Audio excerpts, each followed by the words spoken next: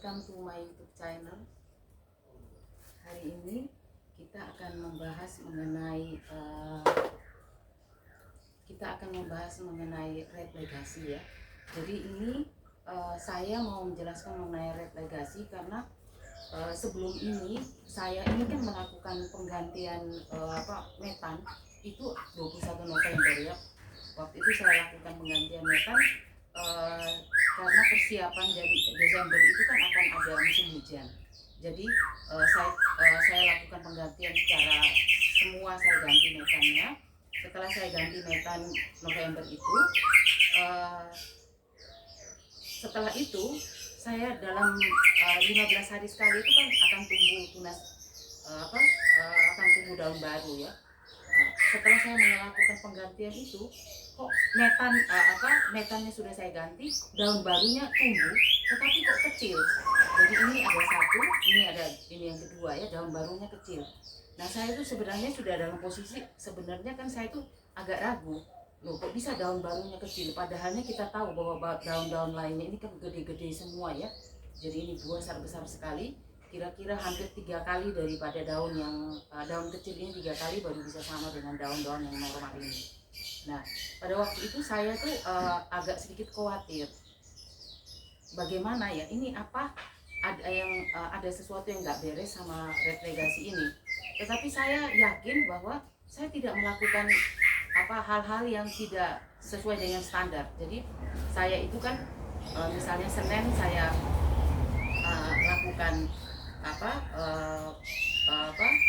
saya pembasahan, terus saya rendam, terus saya celup, terus saya rendam, semua itu saya lakukan, tidak pernah hari yang saya itu tidak melakukannya. Jadi metannya juga tidak masalah, maintenance-nya juga bagus, tapi kenapa kok dua daun ini kecil? Nah prediksi itu kan bisa aja ya, ada kemungkinan mungkin akarnya ada masalah atau ada apa, tapi saya tuh berpikir bahwa ini tidak mungkin akarnya bermasalah, karena produk ini saya rawat dengan sangat baik sekali. Jadi maintenance-nya bagus, seperti yang tadi saya bilang, metannya juga saya baru ganti, dan produk-produk lainnya dari selain ini ya, seperti contoh kayak Mahaseti ini, itu waktu saya habis ganti metan itu daunnya tuh bagus sekali ya, jadi sampai melenuk seperti gini ya, sehingga saya tuh biarin. Jadi saya biarin ini satu daun kecil, saya biarin beberapa lama, saya tidak lakukan apa-apa, saya biarin aja. Itu kurang lebih 15 hari kemudian keluar lagi satu daun yang ini juga sama, kok kecil lagi, lebih kecil malahan dari daun pertama. Nah pada waktu itu saya mulai memperhatikan, ini semua bagus ya, kok bisa seperti gini, kenapa? Ternyata ini jadi pengalaman untuk yang lain juga ya. Kalau hadapin hal-hal seperti gini, metannya baru diganti, maintenance-nya juga dilakukan dengan baik, tidak pernah yang tidak melakukan maintenance dengan sesuai dengan waktu ya. Semua seperti gitu. Jangan sekali-sekali kalian bongkar. Tolong kalian jangan bongkar. Karena apa? Itu akhirnya tuh ketahuan setelah daun keduanya tumbuh dengan batang yang kecil, ternyata tuh triple head, jadi tunasnya tuh baru. Ini saya pakai tripod ya supaya tidak bergerak goyang terlalu jauh. Jadi mungkin kalian lihat ya, ternyata itu ada triple head. Jadi dia tuh ternyata tumbuh tiga tunas. Ini satu, dua, dan ini satu yang kecil di bawah. Jadi tanaman ini dia mengecilkan daunnya, tujuannya untuk fokus menumbuhkan triple head ini. Jadi pada waktu itu kalau saya bongkar, akarnya pasti tidak bermasalah karena saya baru ganti metan, dan juga maintenance saya tidak sesuai. Semua sudah sesuai dengan prosedur yang sudah saya kerjakan selama ini. Nah contohnya seperti gini ya. Jadi tolong kalau menghadapi hal-hal seperti gini, jangan cepat-cepat dibongkar.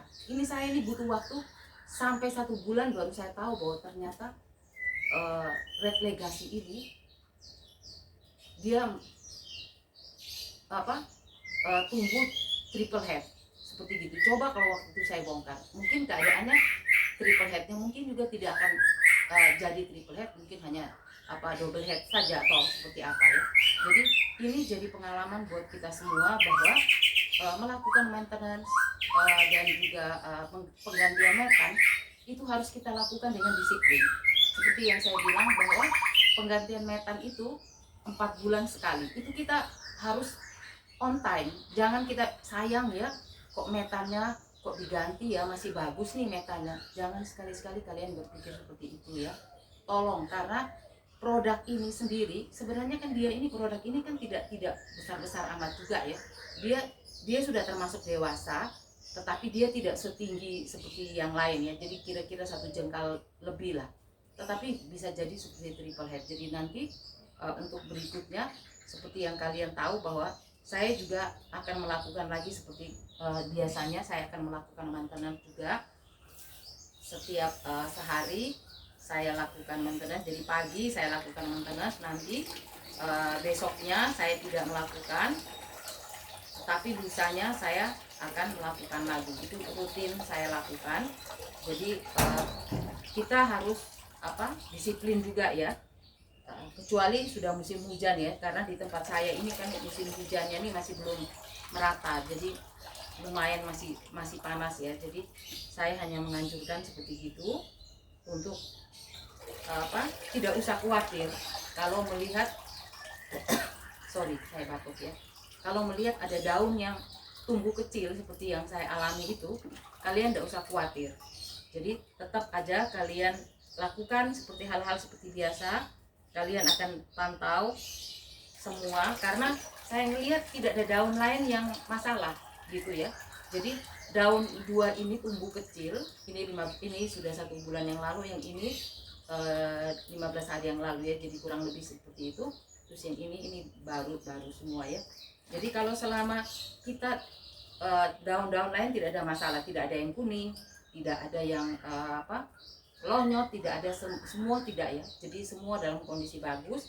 Kita lakukan aja maintenance seperti biasa yang kita harus lakukan, dan jangan sekali-sekali kalian melakukan pembongkaran ya. Ini sudah 3, 4,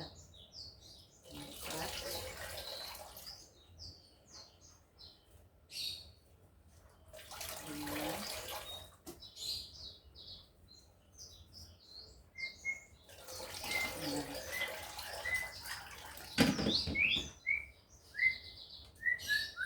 Ini saya jadwalnya untuk memberikan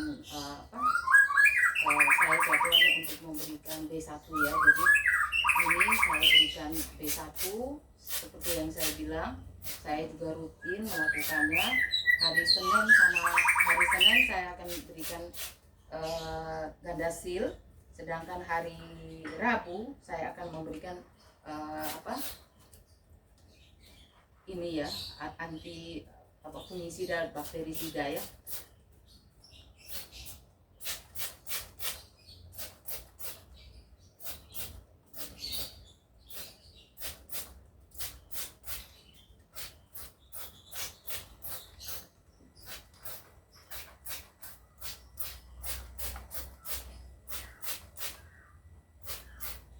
Mungkin ada di antara kalian yang bertanya, loh kenapa ya Bu, kok sering sekali dilakukan maintenance yang Ibu lakukan, orang lain kok hanya 1 minggu, hanya hari Senin dan Kamis aja yang melakukan.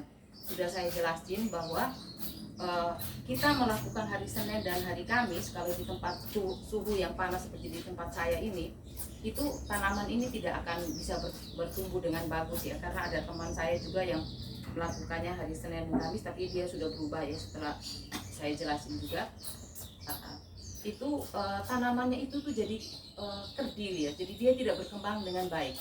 Padahalnya seperti contohnya itu teman saya tuh, dia dengan saya sama-sama mau beli Mahaseti ini ya, tanamannya dia tuh lebih kecil lagi dari ini, separuhnya dari ini. Jadi saya menganjurkan bahwa kalian jangan khawatir mengenai air ya. Jadi ada beberapa teman juga seperti itu, selalu bertanya kepada saya, loh kenapa kok airnya kok sering sekali kamu lakukan maintenance untuk tanaman agronya kamu. Terus saya bilang, sebenarnya kan semua yang kita lakukan dalam perawatan aglonema itu itu kan semua hanya dilihat dari hasilnya ya. Jadi kalau kalian melihat bahwa hasil yang dilakukan orang yang melakukan Senin Kamis aja melakukan maintenance, tapi ada orang lain yang melakukan sehari lakukan maintenance, sehari off, besoknya lakukan lagi, itu semua kalian akan melihat hasilnya. Seperti yang saya pernah bilang bahwa kalau suhunya tuh sampai 30, di atas 36 saja, itu saya akan setiap hari lakukan maintenance. Tapi kalau suhunya di bawah, jadi misalnya 30 ke bawah seperti gitu, jadi hujan, misalnya 2 hari hujan terus ya, itu saya tidak lakukan maintenance tiap hari, tapi sehari lakukan, sehari off, besoknya saya akan lakukan lagi. Nah, sudah seperti yang ini ya, jadi kalian sudah lihat bahwa semua yang kita lakukan itu menunjukkan dari semua upaya yang kita lakukan itu membuahkan hasil atau tidak, itu tergantung dari apa yang kita upayakan. Jadi kalian tidak perlu khawatir bahwa aglonema itu kok kuat, kok kena airnya, kok sering sekali kena air seperti gitu. Mungkin kalian akan tahu bahwa di YouTube itu ada jejak petualang ya. Jadi saya pernah nonton ada 3 orang yang pergi mencari Rotondum Aceh. Nah, mereka pergi ke daerahnya itu tuh tebing yang cukup curam ya. Jadi saya lihat tuh kurang lebih sekitar 45 derajat ya. Mereka cari Rotundum Aceh. Rotundum Aceh itu adalah persilangan untuk menghasilkan aglonema yang ada sekarang ini ya. Jadi Rotundum Aceh itu berada di lembah, tapi daerahnya tuh cukup curam. Bukan lembah sekali, bukan lembah yang rata ya, tapi daerah yang kemiringan sekitar 45 derajat. Dan di sana itu tidak banyak matahari. Jadi itu kan hutan ya, jadi pohon-pohon tertutup begitu. Rotundum Acehnya tumbuh dengan subur. Dan di sekitar Rotundum Aceh yang tumbuh dengan subur itu ada banyak sekali daun-daunan yang lapuk. Daun-daunan yang lapuk, tanah relatif tidak banyak ya. Tetapi yang daun-daunan lapuk banyak, dan Rotundum Acehnya itu tumbuh di sana. Jadi kalau ada persepsi orang, sampai sekarang pun masih beberapa orang teman tuh masih tanya kepada saya, masih bingung begitu ya, itu tidak khawatir tak akarnya lonyot? Saya bilang ya, kalian tidak usah bertanya bahwa akarnya lonyot atau segala macam, kalian lihat aja buktinya. Selama kalian melihat buktinya bahwa akarnya tidak lonyot, tanamannya bagus, sehat-sehat, subur, malahan pertumbuhannya berlipat kali-kali lipat dengan maintenance yang 1 minggu hanya 2 kali, kalian akan lebih ngerti bahwa tanaman ini tidak membutuhkan, tidak perlu kalian khawatir bahwa dia ini takut air, karena tanaman ini sangat membutuhkan air, bukannya seperti yang persepsi selama ini. Karena beberapa orang tuh sering sekali bertanya begitu pada saya, terutama teman-teman saya ya, mereka sangat khawatir sekali air. Padahalnya supaya kalian tahu ya, begitu suhu panas, saya akan lakukan pengkabutan. Langsung saya kabutkan semua tanaman saya, aglonema saya. Orang-orang tentu berpikir, loh kok bisa begitu ya, kok bisa begitu? Selalu itu pertanyaan yang selalu saya dapat seperti itu. Karena mereka punya mindset bahwa aglonema itu adalah tanaman yang takut dengan air. Padahal itu sebenarnya salah ya. Bukan salah mengenai apa, tapi itu mereka tidak tahu aslinya tanaman ini, dia ini kan hibrid, persilangan ya. Persilangannya itu tuh dari Rotundum Aceh disilang dengan tanaman lain, akhirnya menjadi tanaman yang cakep, yang keren seperti gini ya, warna-warnanya seperti gini. Untuk itu buat kalian tolong untuk nonton jejak petualang 3 orang itu yang mencari Rotundum Aceh. Itu ditulisin di YouTube ya, kalian mungkin bisa ketik jejak petualang mencari Rotundum Aceh. Itu nanti di situ akan keluar dan kalian akan pelajari. Kalian akan mengerti bahwa mindset kita selama ini bahwa aglonema itu adalah tanaman yang tidak suka air, itu akan berubah 100%. Karena saya bisa berubah itu karena saya nonton video itu. Jadi informasi di YouTube atau apapun ya, itu banyak sekali bermanfaat untuk kita, sehingga kita yang merawat aglonema, kita ini kan rata-rata dari kita yang berada di perkotaan ini tidak punya background petani ya. Kita hanya belajar dari YouTube untuk merawat aglonema, karena kecintaan ya, ini hanya karena kita suka gitu dengan tanaman ini ya. Jadi setelah kita belajar dari YouTube, kita banyak sekali dapat masukan, oh orang lain melakukan seperti gini, oh kenapa ya kok beda ya, seperti gitu. Nah seperti kipas, dulu di tempat saya ada kipas angin juga, jadi saya dulu pakai juga kipas angin yang gede itu, yang stand yang berdiri itu ya. Tapi belakangan saya sudah tidak pakai kipas setelah saya uh, melakukan pengkabutan kalau suhunya panas ya. Jadi lantai itu sehari itu saya bisa 2 kali 3 kali saya lakukan penyiraman kalau sudah cuaca panas. Sedangkan pengkabutan itu bisa 2 kali 3 kali juga kalau cuaca panas. Tapi kalau cuaca tidak panas itu saya relatif hanya sekali basahin lantai, terus pengkabutan itu sebentar aja udah selesai. Tapi kalau sudah suhu panas sekali itu saya akan melakukan itu secara berulang kali, bisa sampai 2-3 kali. Dan juga di sekitar sini tuh saya ada ember ya yang lumayan gede, itu bekasnya cat ya, itu saya kasih air, jadi saya taruh di sekitar sini juga. Kalian mungkin berpikir bahwa buat apa, itu penguapan, jadi pada waktu panas itu kan naik itu gelembung-gelembung itu, sehingga suasana yang panas itu tuh agak sedikit diredam dengan air-air yang berada di sekitar sini. Itu mungkin itu dulu dari saya. Terima kasih buat perhatiannya. Hari ini adalah 31 Desember ya. Jadi saya juga ucapkan selamat tahun baru untuk semua yang sudah menonton video saya. Saya juga mengucapkan terima kasih karena saya lihat cukup banyak juga anak-anak muda yang menonton YouTube saya ya. Jadi itu dari algoritmanya itu bisa dilihat ya berapa persen anak muda yang menonton, dan juga kebanyakan yang menonton itu adalah kaum wanita ya. Jadi ibu-ibu itu jauh lebih banyak ibu-ibu yang menonton. Saya juga ucapkan terima kasih perhatiannya karena kita semua sedang belajar, dan saya juga tidak akan berhenti untuk belajar. Jadi untuk upload video ini pun saya juga belajar dari YouTube. Jadi kalau ada ibu-ibu yang punya ketertarikan di bidang aglonema, silakan buat YouTube, belajarlah dari YouTube.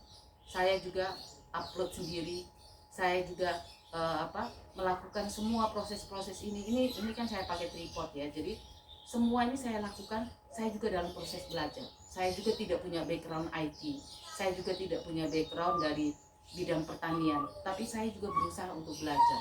Dan dari semua hasil pelajaran seperti yang saya bilang, usaha itu juga harus dengan proses belajar ya. Kita hanya berusaha, tapi kalau kita tidak belajar juga kita sulit sekali melakukan improvement.